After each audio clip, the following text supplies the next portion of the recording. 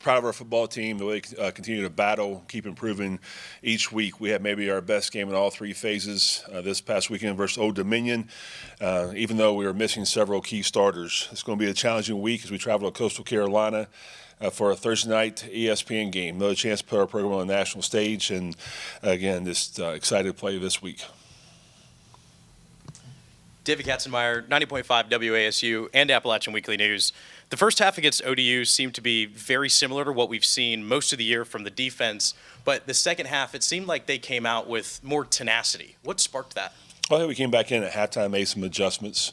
I thought we tackled better in the second half. The first half, there was a lot of explosive plays that we had a player there to make a play, and we didn't get it done. Again, that's because of sometimes run fits, sometimes fits in the perimeter. When one guy has to force it back to the field, the other guy has to make a tackle. It's a long, explosive run. So made some adjustments on our calls, how we called coverage, and where the next fitter's coming into. But again, I thought we were able to be successful on first down on our defense versus ODU, which put them in, second and long, third and long, which gave our defensive line a chance to pin their ears back and come after the quarterback. Anytime you sack a quarterback 5 times, that's what you want to do. So, again, the back end can't cover forever, so we have to make sure we put pressure on the quarterback and to get the ball out of his hands or get a sack. And looking ahead to Thursday night, it's the second game this year where you're going to have a quick turnaround on short rest. What changes are made during a short week like this, and is there anything that you learned from earlier in the year when you played on short rest? Yeah, there's things we've learned, things we changed our practice schedule. It's a short week, it's a 5.5-hour drive down to Conway. So we came in last night and watched the film. We did a walkthrough last night. Today will be a Tuesday practice, probably one of your more physical practices of the week. We'll practice tomorrow, and again Wednesday morning to travel down to Coastal. And then Thursday we get down there. It's an 8 o'clock game, so we'll do a walkthrough at the local high school stadium there in Myrtle Beach, and then get back off our feet and get ready to play. Again, we had to change up a little bit. Our last Thursday night performance wasn't what we're proud of. So again, we're trying to change things around and give us the best opportunity to win. Coach, Clay Durbin from the Appalachian. You've lost 3 midweek games in a row, although you have a lot of momentum coming to this one. What is your outlook going into this game, and how are you going to try to avoid what's happened the last 3 midweek games you've had going into this one? Fair point. It's midweek games are tough sometimes when you come off a Saturday game. You have to play a Thursday, whether you're traveling or you're home. So again, those are tough situations, tough games. But again, everyone's doing that in college football, playing Thursday night games. So how can we improve? How can we have 100% focus at the task at hand? And again, our players are working their tails off. And again, it's not like they don't want to win or play well on Thursday nights. But again, you look back at the games have been close games, all except the South Alabama game. So. Again, we'll go back today, work, get things corrected, come back tomorrow and get another good work day in before we travel down there. So, again, it's a great opportunity for us to go to Coastal to play on national TV. Marvin Parker Jr., WLOS Asheville. Against Old Dominion, I checked once, I believe it's correct, but first time since week 1 where you guys scored at least a touchdown in every quarter. What made that game feel complete start to finish? Well, our goal was to start fast. That was our goal, and to score first. You go back and look at when we score first as a program, we're pretty successful. And so, we were able to bend, don't break on the first drive. I think Brendan Harrington had an unbelievable play that saved a touchdown. And then 2 plays later, he recovers a fumble. We go 90-some yards for a touchdown. So, again, I thought we were able to control the game as far as offensive goes, putting drives together, scoring in the red zone. That was important. But, again, I thought our players played at a high level. Our playmakers made plays, and Joe was smart with the football. He wasn't trying to force too many throws. Again, hitting the running back a few times in the flat helped. And then, again, every possession we went in with a kick, whether that's an extra point or a punt, just as long as we don't turn the football over. This is the Dallas Cowboy in me. How was having Coakley on campus last week along with Edwards? Yeah, we're always proud when our alumni come back, all of them. It means a lot to us. Anytime you have 2 Hall of Famers, Dexter Coakley and Amani Edwards, that's special. And again, for Amani to get inducted as a formal induction, I guess you would say, into the College Football Hall of Fame, we're very proud of him, his accomplishments. Dexter and I were teammates here, both Fork Union alums. So, again, just I'm proud of both of them, of how they represent our university, and to go out and be successful men. So, again, always proud to have our alumni back on campus. And then off the top of my head, last year, this game with Coastal was here on a Thursday night. It was also ESPN, I believe. Yes. Yeah, yes, yeah. Thursday night. Is there any, obviously that didn't end up the way you wish. Do you take any revenge momentum from last year to South Carolina, or do you kind of just say, hey, that didn't happen? Or is it beneficial to say, hey, we have a chip on our shoulder about it?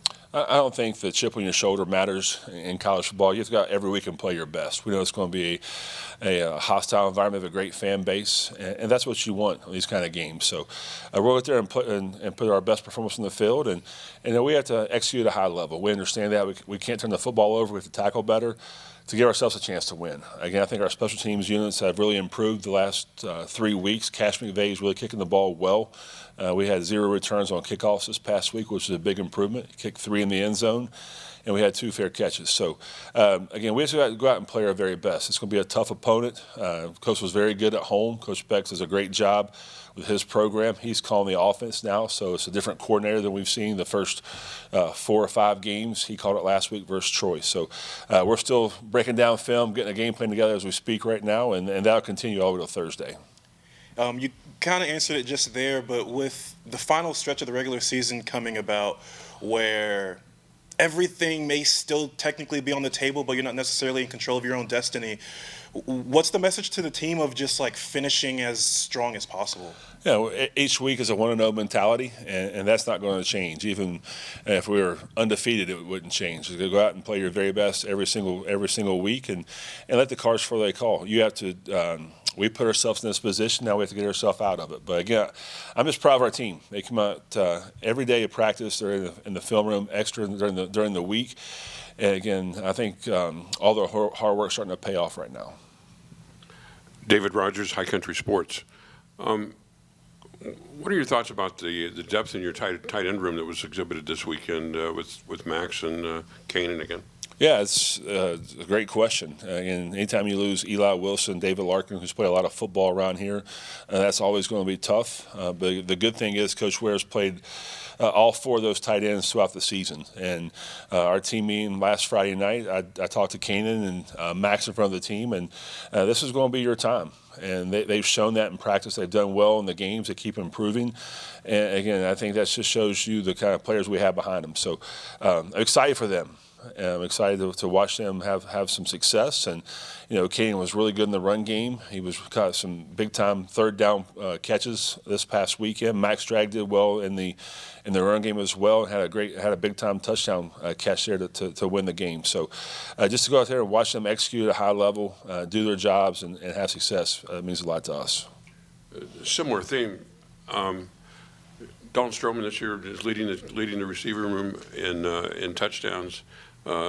Did you ever imagine a time when Caden Robinson would be getting his first touchdown catch this deep into the season? Yeah, it's when Caden moved from the outside receiver to the inside receiver, it's some of your intermediate throws.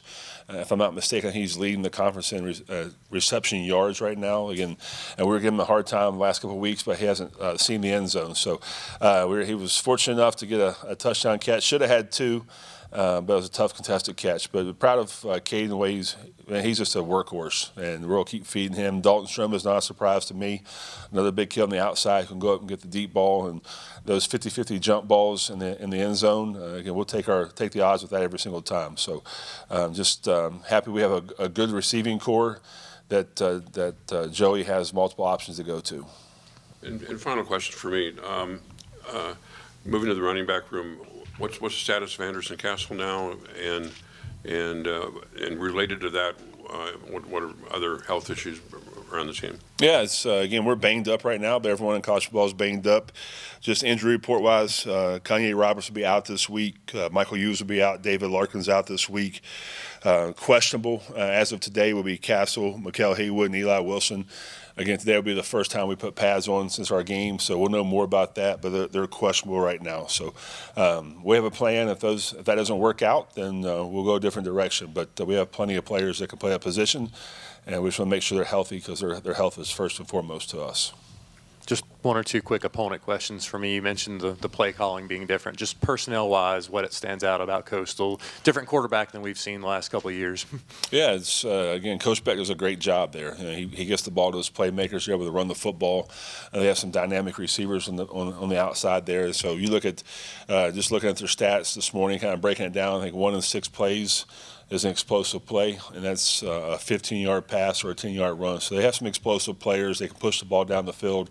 Offensively, I think they have a really good quarterback. Their offensive line, their running backs, and then on the defensive side of the ball, it's going to be they're very sound. They don't give you the big plays, so we have to make sure that we can't be greedy as far as the offense goes. Just give what they give us and be able to move the chains, and that's going to be one of our keys all week long. Is stay on the field, move the chains, and give our defense a chance to catch their breath in the sidelines. So again, it's going to be a tough challenge, but it's that time of year. It's a conference game at their place, so it's going to be a great challenge for us.